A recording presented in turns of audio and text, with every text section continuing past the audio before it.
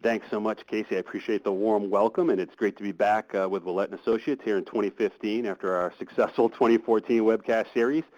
And excited to be hosting our discussion today on Agile Transformation. This is our kickoff to our 2015 webcast series, as Casey mentioned, and we're getting started in style with two great guests who are ready to share their experience on building agility into your IT culture. So we can dive right into the agenda here. And first off, we'll discuss the drivers of transformation, such as productivity, innovation, engagement, and a few others, along with the strategy and execution involved, including the leadership team and program structure needed to execute. We'll also cover the benefits and challenges you'll face along the way, and finish up with ways to sustain the transformation. So with that, let's dive right into the session here, and first we're going to kick off with our transformation drivers.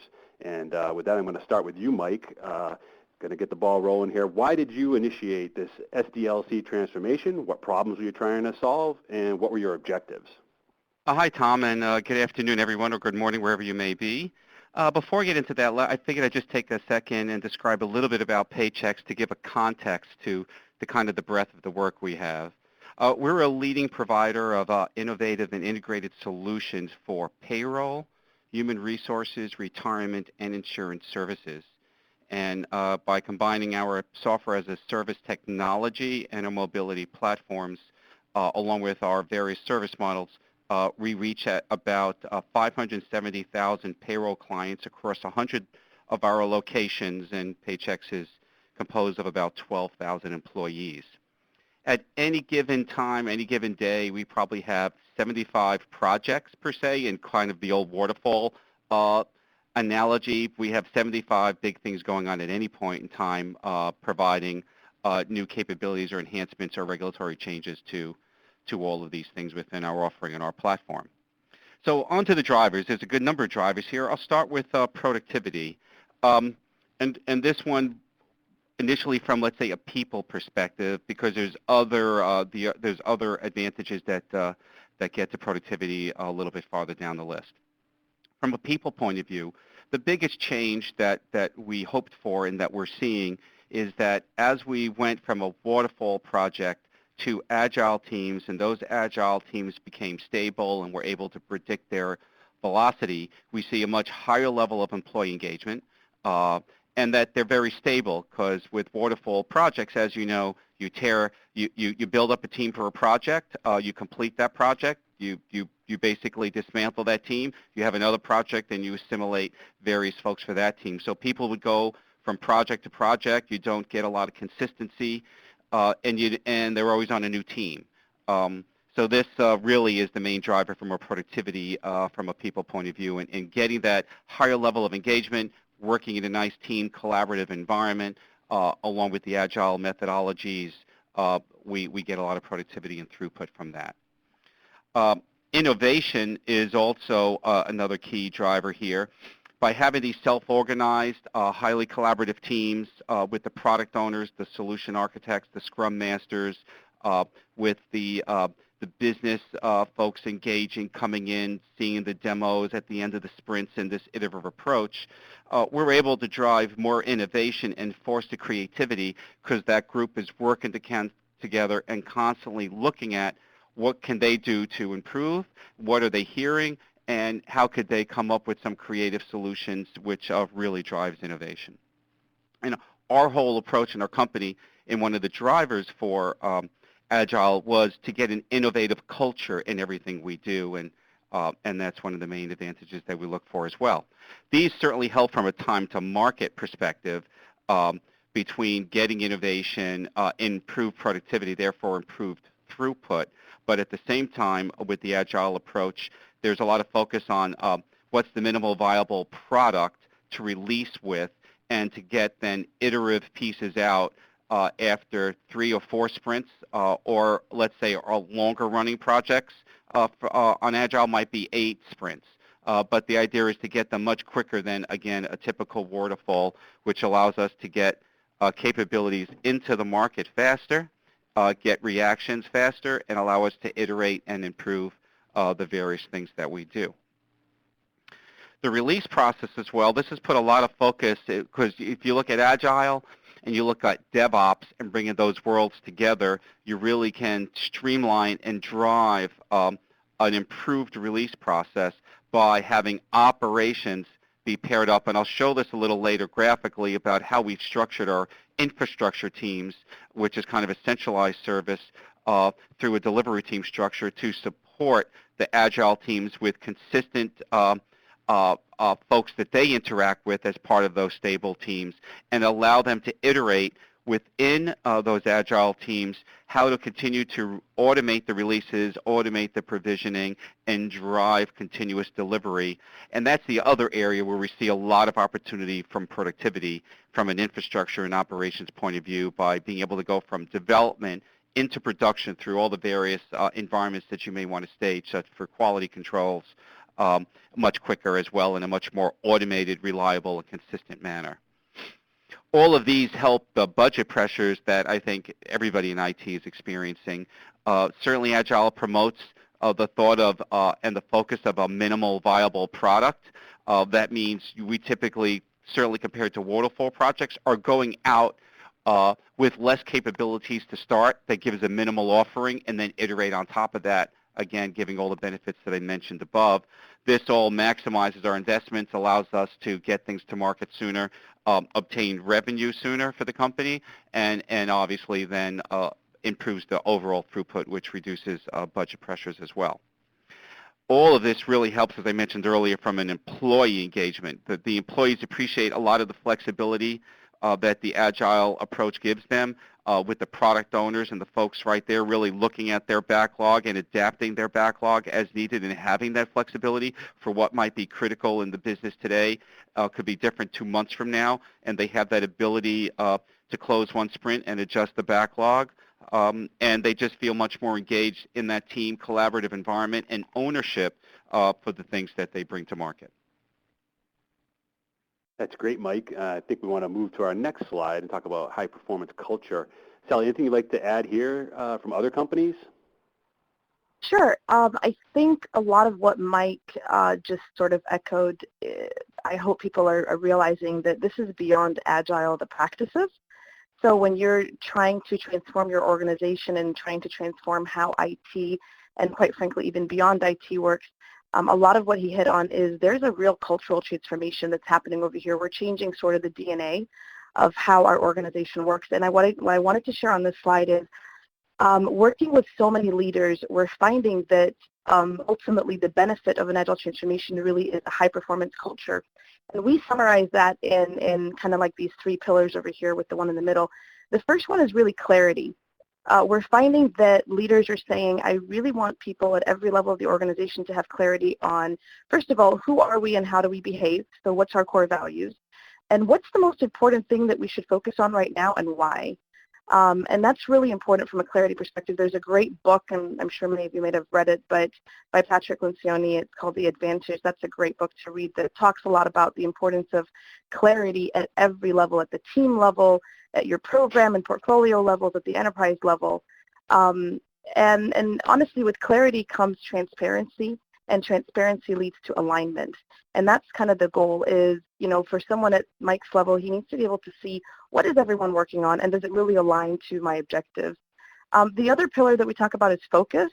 And focus is because there's so many shining objects and every team and every leader and every executive has so many more great ideas of what else we could do. So our demand is usually higher than our capacity. And what ends up happening in organizations is the multitasking effect, right? It's let's work on this, let's start on that. And we end up starting so many projects but not really finishing any of them. So this idea of focus until we get to done, as we call it in Agile, is at every level of the organization, team, program, portfolio, enterprise. How can we stay focused? The third area over here is what we call predictable execution. Predictable execution means throughout the entire enterprise and after you design all of your teams, is there any way we can have a common method of execution? When we say there is a product owner, can we all agree on what that really means? Traditionally, what we found in many organizations is every project gets executed in its own kind of way. Some companies have standards and best practices, but some of them are too heavy or too light or this project manager wants to follow it this way, the other project manager. So our goal here isn't for everyone to do everything exactly the same, but we want some level of similarity so that when we talk about velocity or points or the stand-up meeting or, hey, how come this team doesn't have a backlog, there's some level of a consistent communication throughout the organization. And then in the middle here, we talk about the most important part of all of this, the heart of this, is can we have a healthy culture? Can people be happy and healthy doing all this work and executing? So those are just sort of my 2 cents in terms of what's the objective really and what's the final goal, and many of the challenges that we've seen sort of line up to how we talk about it here in terms of clarity, focus, predictable execution, and then a healthy culture with happy people, engaged people, as was just mentioned by Mike. Great. I know we're all looking to get that employee engagement. So now let's move on to the transformation strategy. And Mike, I'm going to go back to you. And I was hoping you could walk us through what your strategy was for executing in this transformation. Sure. So the first thing we did was built a vision. I got my directors together and we defined the problem being, we really want to move from a waterfall project. In fact, we said, if I had all of these employees were just giving us today and we were starting from fresh, are we organizing the way, do work in the way, is our software development lifecycle in the way that we want? And obviously the answer was no. We wanted to define that problem and our key goals and then build out that leadership team to drive it, to build out that vision. And another key thing in this transformation was to eliminate any sacred cows. So I started a conversation with, we all have maybe some sacred cows, those things that we don't want to give up. Everything needs to be on the table when you're looking at such a significant cultural shift, and you have to make sure as a leader and a shout of the leader, you drive that right out of the gate, which is what we did. And then we consult with external partners, partnered with HR, started to socialize the topic across the organization to kind of lay out the vision. And then we moved and said, okay, we're serious about this. We need a budget. Because we have to allocate particular resources, and I'll show that on the execution strategy. So we have to assign resources, move them off of other projects, and put that in place and determine the level of speed and tolerance for disruption to the product delivery. You have to assume, and we assume, anytime you make a major transformation, you will have some short-term hits to get at those long-term benefits and have to expect that and manage to that accordingly. Then you have to build the expertise. So we selected a partner. We went through that process. We selected Sally and Agile Transformations for all of the good reasons, and determined the role, how we want to work with that partner, and then started to build out how do we train and coach at all the various different levels, starting with me and my team, moving that forward and leveraging that expertise and the team and that external partner to keep us honest and to keep us ourselves working in an agile approach. So again, from a leadership point of view, we're showing that we're serious about moving to agile, top down and bottom up.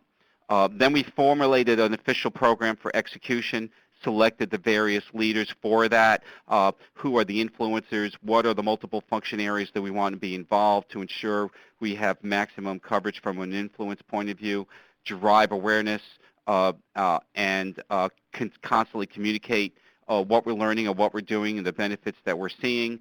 And again, gave this a project officially that's highly ranked, so it had the appropriate priority to ensure it was successful. Trying to do this as functional work, aside from project work, would just take way too long and too difficult to achieve. And then the final point was, okay, with this, then what would that organization look like, and how do we move to that organization? And there's a significant HR component in this whole thing, in really reorganizing to that role and driving the various alignments that we need within the organization in the new world. Okay, why don't we dive into how you designed the transformation leadership team?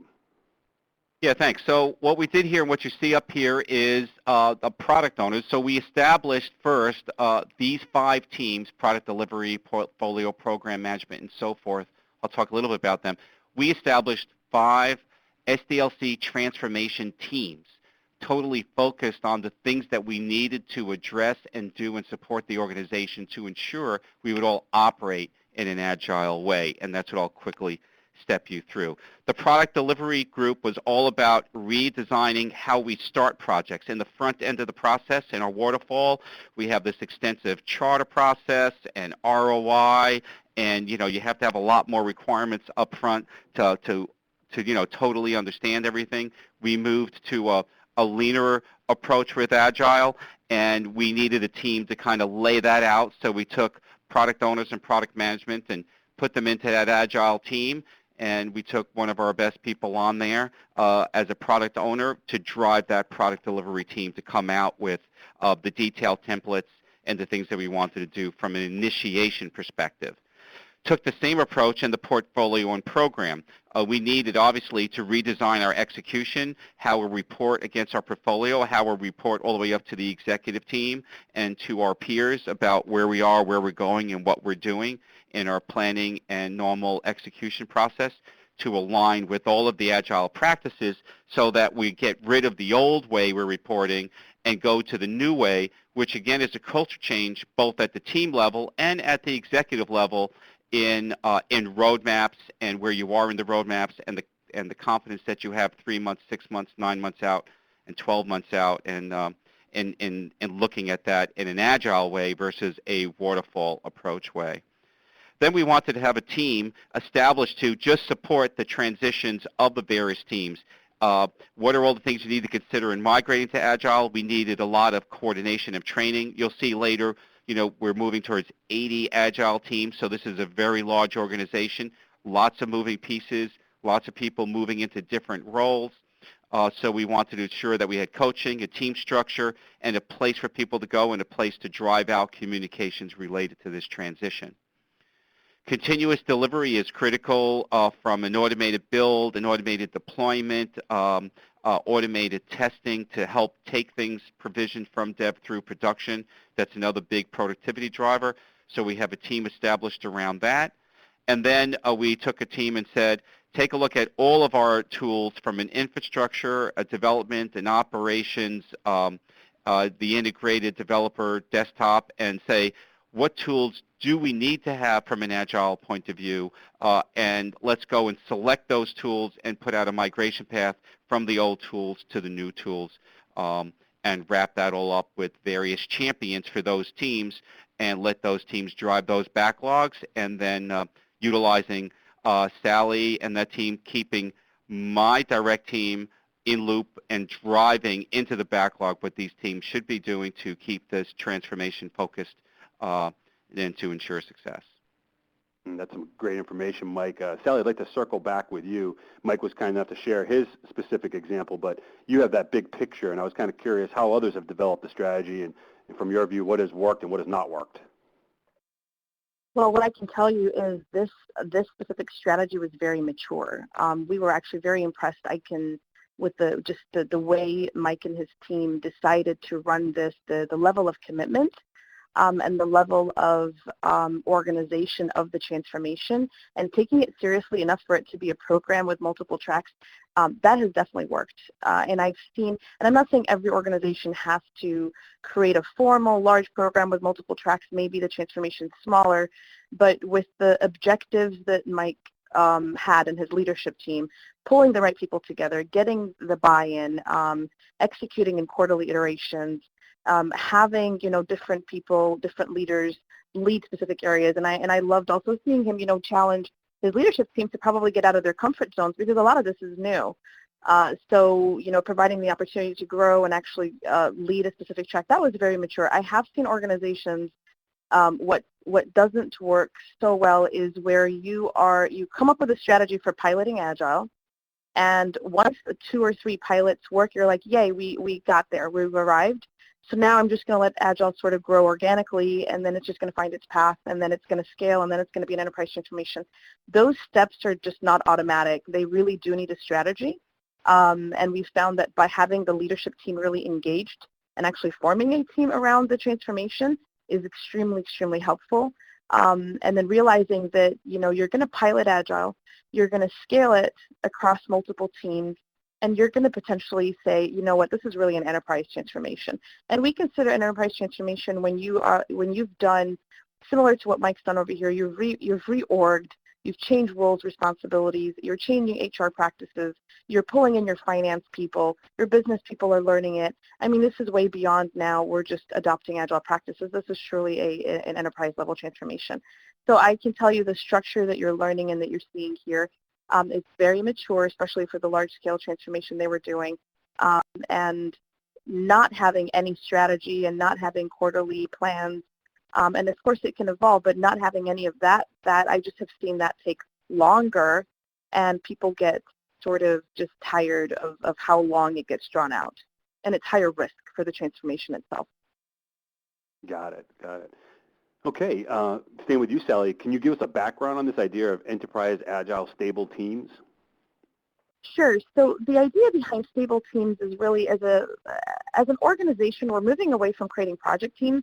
The idea behind project teams is maybe, first of all, the way that work gets executed today is you've got these groups of people that work in the same role, and they're very functional. So it's a group of developers or business analysts or contract officers or project managers and testers. They all do their own thing, and then they hand off work to the next team. So it's very much the siloed approach on the left side is very much around a group of functional roles that do the same thing and hand off work between each other. And the projects, when you do have projects, what you do is you kind of take 1, 2, 3 of those people, you pull them together, temporarily, but if you actually really ask them which team do they really belong to, they'll point back to their functional team. And they probably sit with their functional team and they work with their functional team, and that's how they operate. So project teams become very temporary teams that get put together and blown up. And many times you have the structure where one person's on many different teams and then pulled apart because there's the next number one priority. What we're hoping to do is when you look at the picture on the right side is you're kind of rethinking and designing teams based on cross-functional teams, and that is the core of the team. That is the real team that matters, is the cross-functional team that can hit a common goal. So instead of people primarily working in their functional silos and handing off work in a very temporary way, working as a cross-functional team. No, they're now primarily going to be working as cross-functional teams, hitting a target and a goal, and staying as stable as possible, right? Staying with each other as long as possible so that they can build the relationship and build the performance. Everyone knows teams go through what we call forming, storming, norming, and performing. So based on that, this is kind of the basic team structure that Mike and that many of the other agile companies we're working with, they're transforming. There's this idea of the leadership triangle, which is in order for a team to be healthy, we sort of do need a product owner. The product owner is someone who tells us what should we work on, why, and in what order. We do need someone who's a team facilitator at the bottom right over here. They could be called a scrum master, a team facilitator, regardless of the methodology. But that person owns the process. They're like the glue. They help us pull things together. They remove impediments. They care about the team's health and the self-organization. They really want to remove impediments, protect us from outside disturbances. All those things is really what the process facilitator, while the product owner is kind of that vision person. And then I probably have one or many solution leads or technical leads. That's the person that knows how to translate that business vision into a technical vision. Now, in a really mature agile team, maybe a lot of people within the teams are all experts, so I don't need a technical lead. But in many organizations, we're finding that, no, I do need a solution or a technical lead, someone who can help translate that business vision. And again, it might be one or multiple people. The basic structure of a team also says that we should have a backlog. The backlog should be prioritized. There's also, along with the backlog, some sort of a release plan.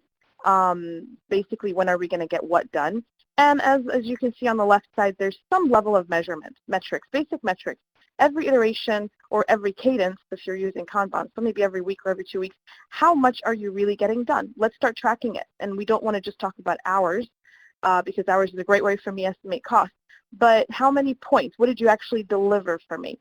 So if you agree that this is a pretty high-performing team structure, we've got the leadership aspect, we've got the clarity on the backlog, we've got a plan, we have metrics, then the idea of enterprise stable teams is let's redesign the organization so it looks like this. So this slide over here basically, and my famous quote when it comes to enterprise stable teams is, if you can't show me the picture of how the work flows within your organization, then it's really not flowing. If all you can show me is the hierarchical view of who reports to who, then that's pretty much what the whole company's running by. It's really just who reports to who. But if you can't tell me that, up over here, this is kind of the portfolio or the enterprise leadership team, the vision from the executives, gets translated into a strategy. That strategy is boiled down into initiatives and deliverables and things strategically that would need to get done. Those are sliced into quarterly deliverables. Some companies like doing, 10-week deliverables or quarterly deliverables or 6-month deliverables, whatever works for you, but smaller is better. We tend to like, quarterly or less in terms of at the strategic backlog vision.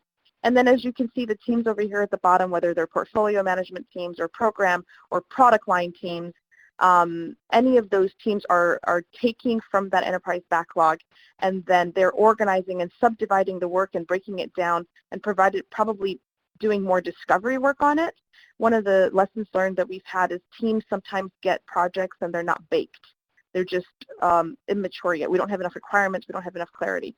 So some of those teams over here, like I said, product line teams, program teams, they take these ideas, they break them down, and they get them ready and prepared for the execution teams to actually run with them.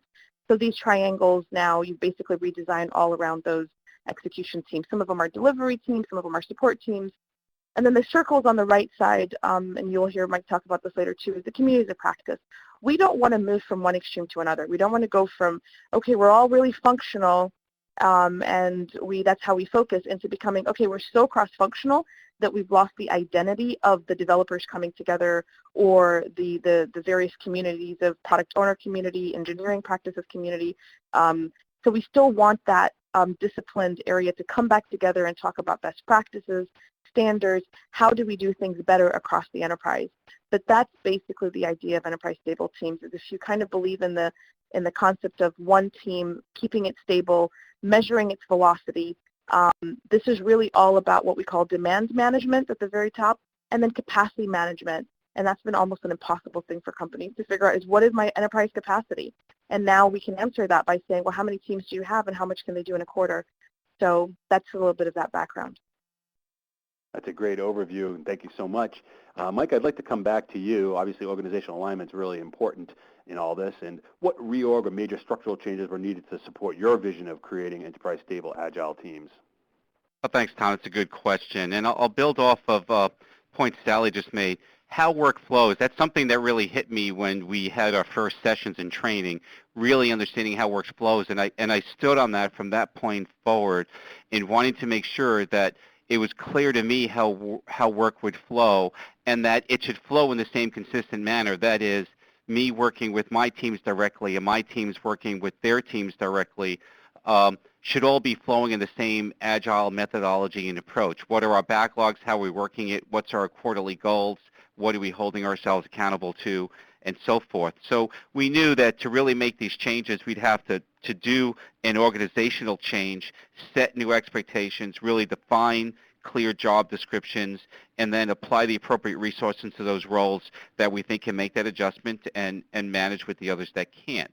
And so how do we do this? The first decision strategically we made after some discussions is to maintain some functional discipline. So we're still structured organizationally that developers report into development management and test, and product owners and analysts report up through product management, and the product teams are together. So we maintained functional disciplines within the organization. Then we formally defined the agile jobs, especially the ones that Sally was just talking, the product owner, solutions lead, and the scrum master. Good job description, solid on what are the hard and soft skills, obviously the compensation, the various things associated with those, and then went through a major realignment of looking at all our resources and matching them in to where we had to match and where we thought they would be good in those roles. And then the big thing, which we're still working through as a challenge, is shifting our traditional management approach, which is the dev manager being responsible for everything and all tasks that are going on with their group, to really becoming a servant leader and helping their agile teams that their particular folks participate in to help those teams ensure success, to provide some insight and participate silently in those teams and being a place to really help those individuals grow versus managing the day-to-day work that's really shifts to the Agile team in a self-organizing way. Then we went through the product sections and said we needed to validate the number and size of the Agile teams by product to support both new initiatives, minor enhancements, and production-related issues that need to be quickly addressed. So then we consolidated those Agile teams into various programs and then established an enterprise team. So at the highest level, we have an enterprise vision and a team that's looking at holistically everything within the Paychex portfolio. That's broken down into programs, which is an aggregate of various products, and then into the team. So we could drive flow work down and things come up through the Agile teams that are either roadblocks or things that they need help with or interdependencies with other Agile teams. So this way we're following that Agile process at all levels. At the team level, we will end up with 80 teams. We're about halfway there. 80 teams, they roughly are in size from 7 to 9, and they typically are working in a Scrum or a Kanban solution depending on the major goals or objectives of that particular Agile team. We took about 30 project managers and 10 development leads, and they became Scrum Masters. We reallocated some of our business analysts into the product owner role, and then we've established the communities of practices for those roles and start to facilitate that related work as well.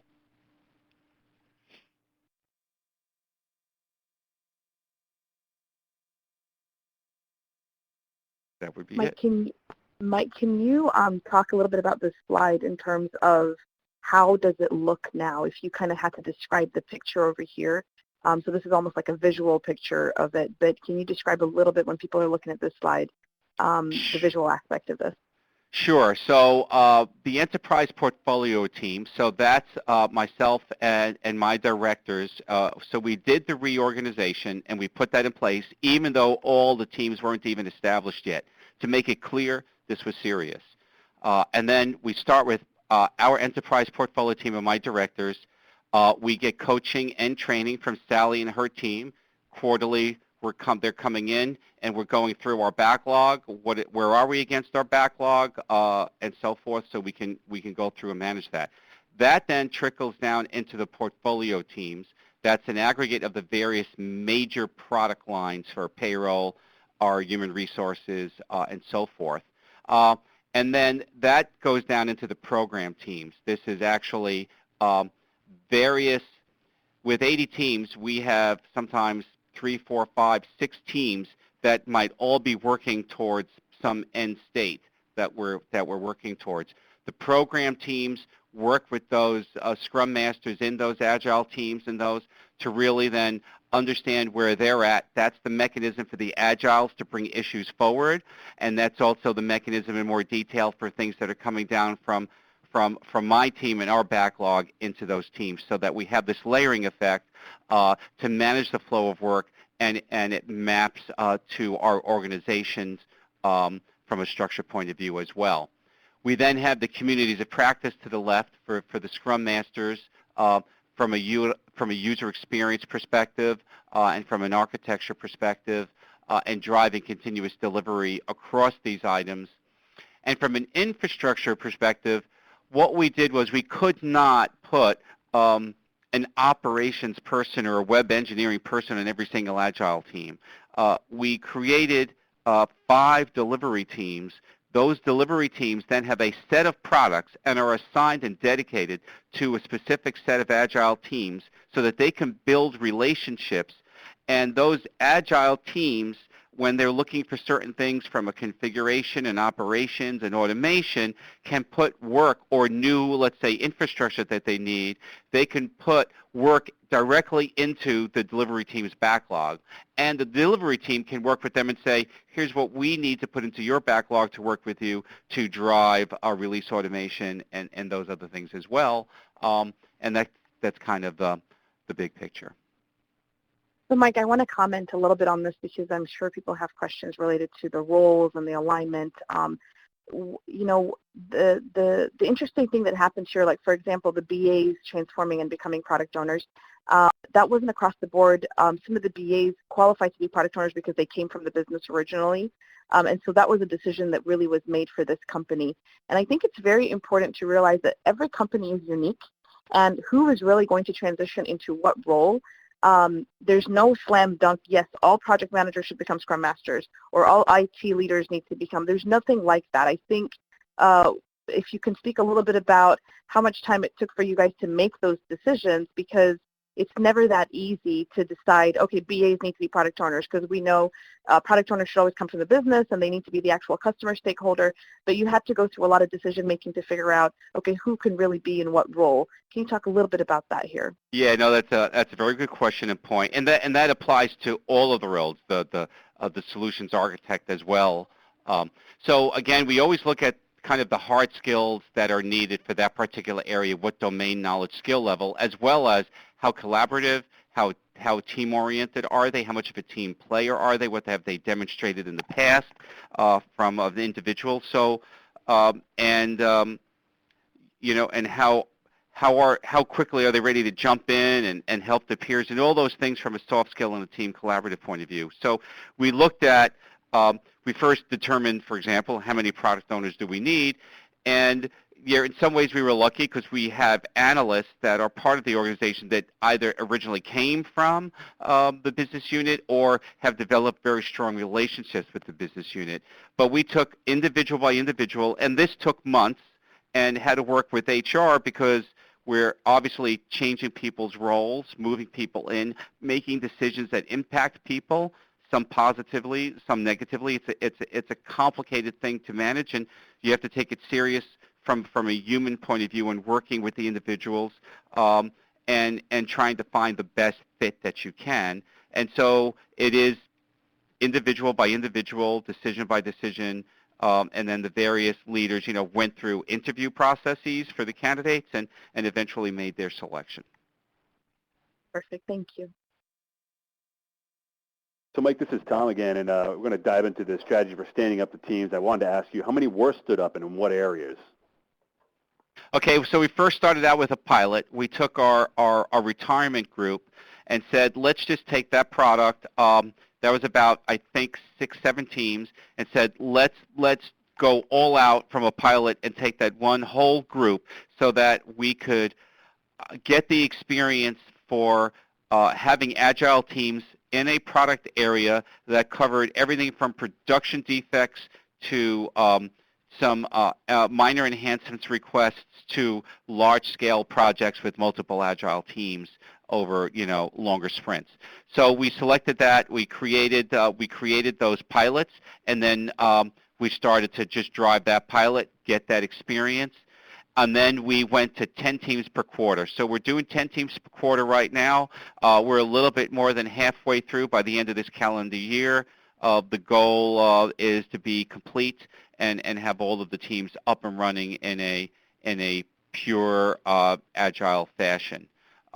So in the beginning, we obviously had to develop that schedule, understand all the teams we wanted. We had to map that up against our current deliverables and roadmap so that, you know, basically the stand-up schedule was pretty much driven by what's in flight from a waterfall point of view, when does that end, what resources we needed that were ideally for particular agile teams, and how to kind of work through what that schedule would look like and establish that schedule and then manage to that schedule. And that included training and coaching. So we went to the organization and said, we're very serious about this. We will make sure you're all trained as part of a formal stand-up. We'll make sure there's coaching going on until you're stable. We have active participation by those coaches in those sessions, observing, and lots of interesting things from the beginning, from like kicking out the managers and people who weren't on the Agile team who thought they should be participating, to, you know, helping the team understand in practice what it means to be an Agile team, and then continuously coach them and continuously moving the needle. All right, that's great. Now, I guess the next step in all of this and part of this whole transformation is how do you sustain it? So what was your plan for sustaining it, and what's next for Paychex? Good question. So there's a couple of aspects as you see here. First, from an HR point of view, hiring and onboarding. We create new teams. We establish some teams. We actually look at the performance and the stability of the teams. Working with Agile Transformation on new ways to get feedback through those teams. How does the team feel about the team itself, despite the metrics that we see from a velocity and a predictability point of view? The communities of practice, the Scrum Master continuously, working and establishing these communities of practice, both from what are they learning about the projects and the Agile methodology, what suggestions do they have to move forward, how can they work as a group to help each other, as well as kind of a scrum of scrums and a way to, when we have some large-scale projects, which might be composed of 5 or 6 Agile teams, how do the Scrum Masters amongst those teams work with each other? Because by the way, we didn't mention this earlier, but we also took a very hard look at ensuring, based on guidance from Agile Transformation and others, what's the right balance? In other words, how many Agile teams should a Scrum Master have? How many Agile teams should a product owner have to really make it work? And that number is low, typically 2. So you have a project that's got 6 Agile teams needed. You need 3 Scrum Masters across those 6 projects, and those Scrum Masters need to get together to ensure their release planning and interdependencies are well understood for things that might be interdependent, and then continuously drive growth. We're all about retrospectives. Those are great. We do them ourselves every quarter at my level, and reinforcing those cultural changes and incorporating, from a leadership point of view, those cultural changes with Paychex values and our company culture, which is very well aligned, and bringing that more and more. And we're now working with our HR and finance organizations to get to the next step of how to look at team goals and team feedback and team bonuses and those kinds of things. Excellent. And before we get to the questions part of the session and wrap up the presentation here, Sally, I wanted to come back to you and see if you had any final thoughts that you might want to add for companies considering this type of transformation. Sure. There's several things that come to my mind. I want to make one quick comment about what Mike just talked about related to Scrum Master ratio to product owner and to the team. So we've typically said that, a product owner could potentially handle a couple of teams to be a product owner, and that's pretty much a full-time job.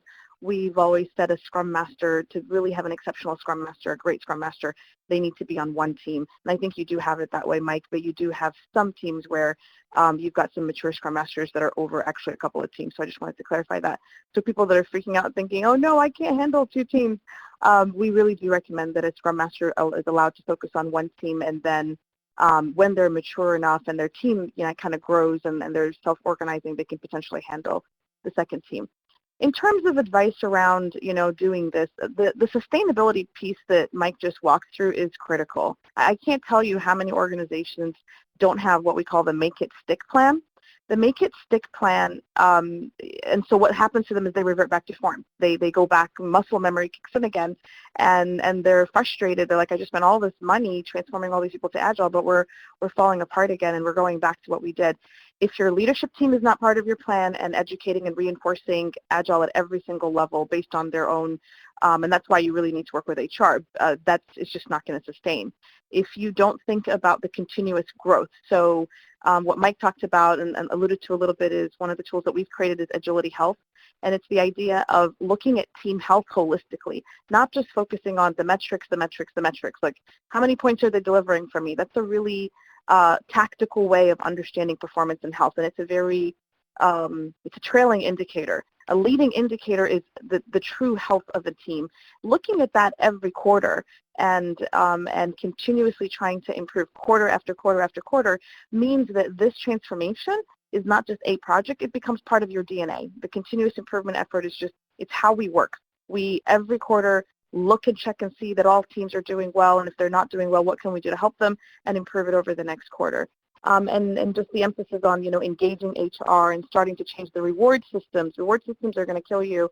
If you've got reward systems today that really reward managers or reward team members on very individualistic goals, then that's just going to be difficult for it to go in the Agile world. And then finally, if you're about to do this, don't be overwhelmed with everything that you just heard and think that, oh my goodness, this is how I have to start. Before, Paychex decided to make this an enterprise transformation, and Mike, you can even talk to this, I think it was a year or and a half before, a year and a half of piloting Agile and trying it and getting success. And then you made the commitment and the decision to truly make it a large-scale transformation. So I just want to mention this isn't where it starts. You do go through piloting and somewhat a little bit of scaling before you decide to do this. That's exactly the approach we took. Perfect. Yeah. So one of the things I wanted to mention is we have handouts at the end with a sample transformation roadmap that shows you really do pilot, then scale, then do an enterprise.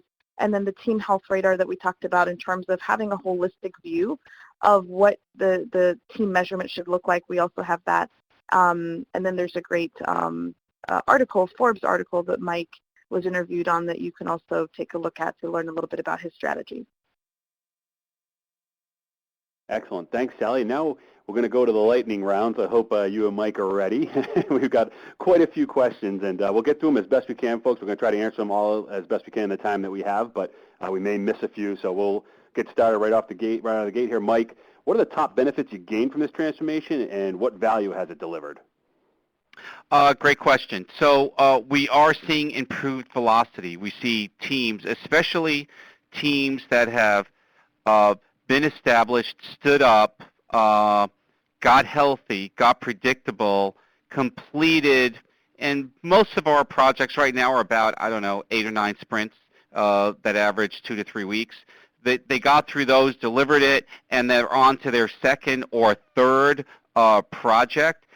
It's amazing to see those teams move. I'm excited because I see more happening.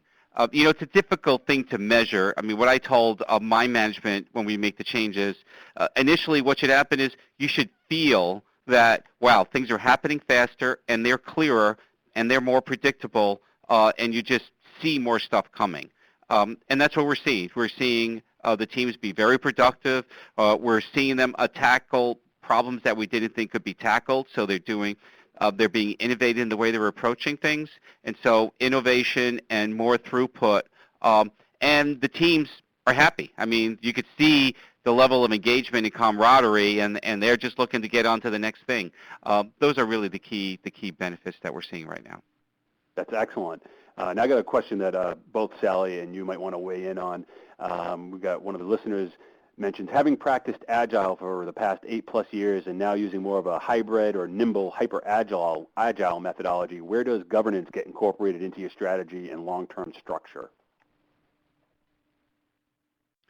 Well, I talked about our structure from a Paychex, and we've kind of put that structure in place and move forward. We're not really doing extreme programming or anything like that. So these teams are very focused because they're all working pretty much on products that, hundreds of thousands of folks are running on. So I'm not sure if I understand your question fully or if I answered it. Governance, I'll speak a little bit to that. There's a slide that Mike talked about earlier around the alignment and the governance. So from a governance perspective, I think the way that they set up the teams align by a product line team, and the product line teams kind of roll up to a portfolio, and then the portfolio basically has visibility. So the governance is really at each one of those steps, each one of those levels. So that's really how the work aligns and flows down, if that's what you're talking about. And yeah, and I have I'm sorry, I have a weekly program meeting, and that, as I mentioned earlier, one of those transformation tracks was taking our old waterfall reporting and what should be the new Agile reporting. So we did a lot of work on that, and there's a weekly meeting that's exception-based that shows the burn-up charts. Where are we?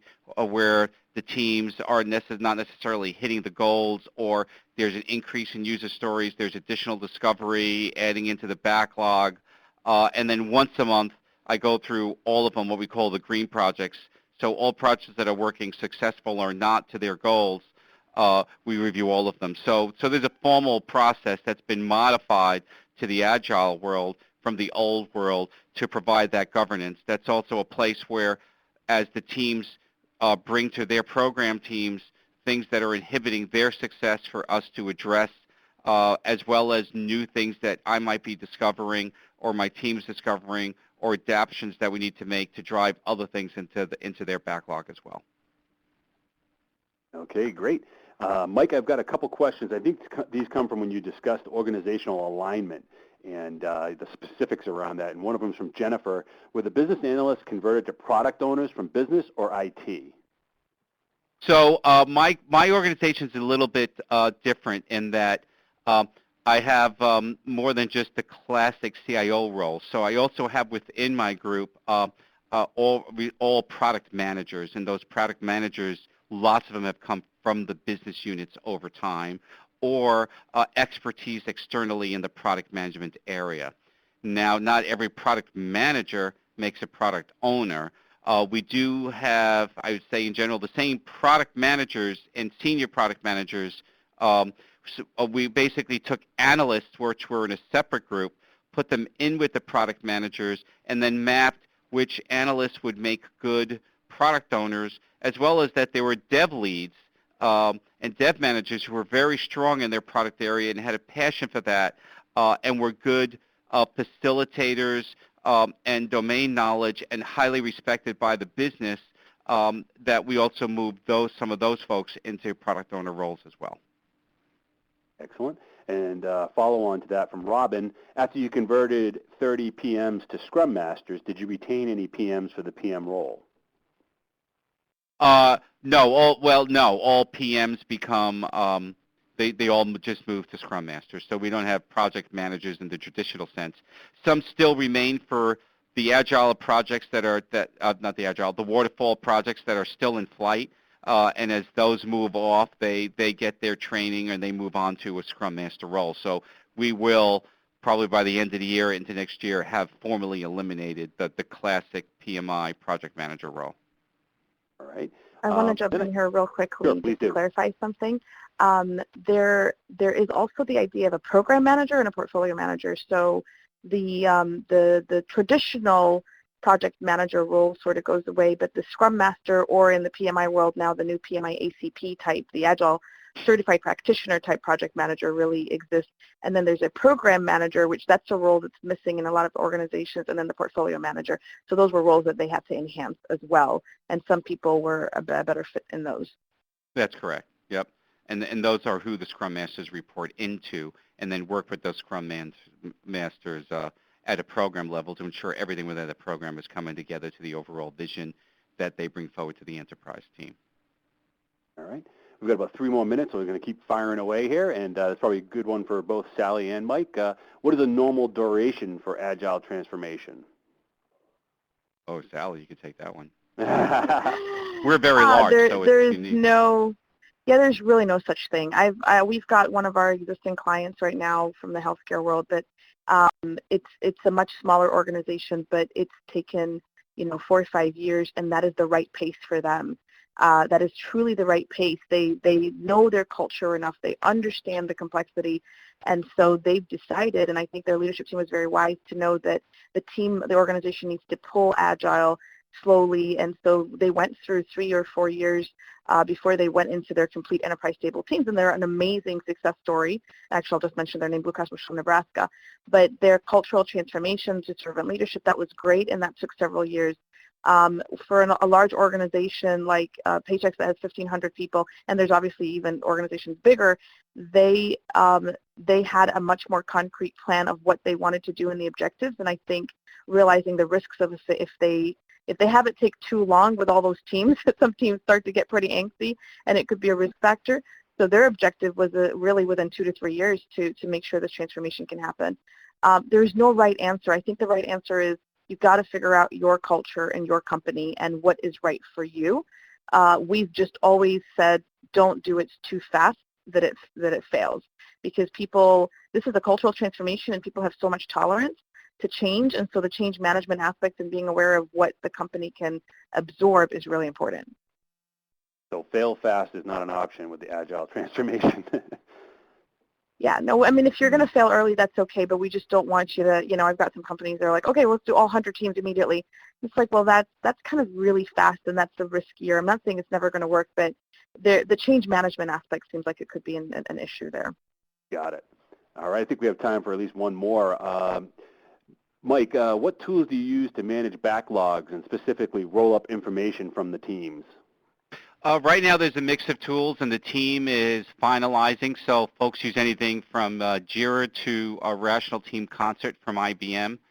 Those are the two primary tools we use right now, and there's lots of discussion around the kind of the tool of choice that would meet both the infrastructure team, the Kanban needs, and the Scrum needs. Excellent. I think I got time for one more, unless Stella, you wanted to weigh in?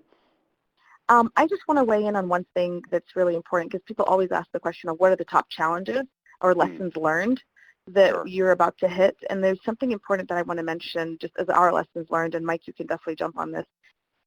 You're going to be able with an Agile Transformation to win the top pretty easily because this really aligns strategically with a lot of the leadership objectives. And I think the teams themselves are going to be very excited. You have to win the middle. The management transformation that's involved with an Agile Transformation and the shift from their old role to the new role, that needs to be part of your strategy. The change management aspect of that is huge. And if you don't plan for it, if you just kind of sort of go train the teams and then train the executives, but don't really focus on the managers and the coaching, we've had to do a lot of even one-on-one coaching just to help transition. And Mike, if you just want to jump into that, because that was, I know, a big lesson learned for all of us through this transformation and many others. No, I agree with those. And you know, you can't underestimate the cultural aspects. The middle is it, and we're still challenging in getting your classic first and second line manager to servant leadership and really understanding what that is, and supporting the teams, letting and getting comfortable with the Agile teams self-organizing, but yet learning how to provide enough of oversight, you know, sit in and observe once in a while, but not directly participate in the Agile teams, how to go about doing that and understanding the health of the teams are those things to keep going. But the challenge, a lot of it is in the middle because it's very aligned to where the senior management team wants to go.